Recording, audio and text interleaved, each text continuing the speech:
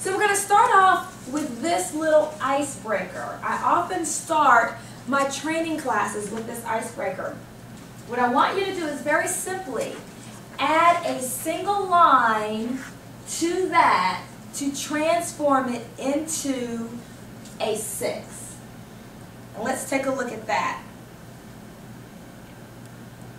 I want everybody to think about it. We're just going to take about 45 seconds for you guys to take a look at that, and I believe somebody is going to see a solution.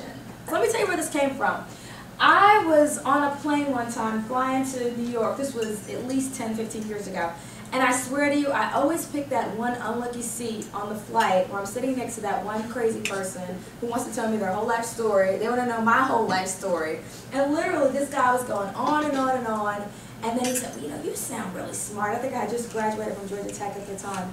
You sound really smart. You know, why don't you figure this out? And he literally wrote this on a napkin and said, you know, one line, how do you do this? I was stumped. I looked at it. All I could see was Roman numerals. Did anybody else see it as Roman numerals? A few other people? Let me show you what I actually came up with. Again, my background was math and engineering. I saw it as Roman numerals.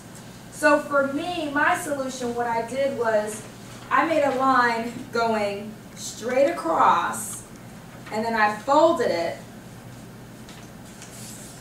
and turned it upside down so it's a VI. So it's a Roman numeral 6.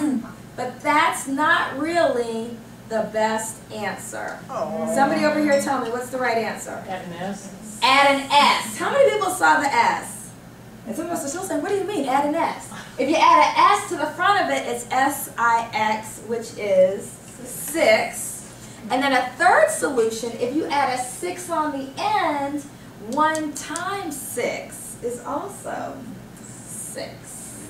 So, very, very interesting. Now, what did we learn from that? What's the learning point there? Exactly. Think outside the box. You know, one of my favorite sayings is, if you do what you've always done, you're going to get what you always got. Okay? And we know that, but for some reason, we're creatures of habit. We just tend to do things the same way, but we expect a different result.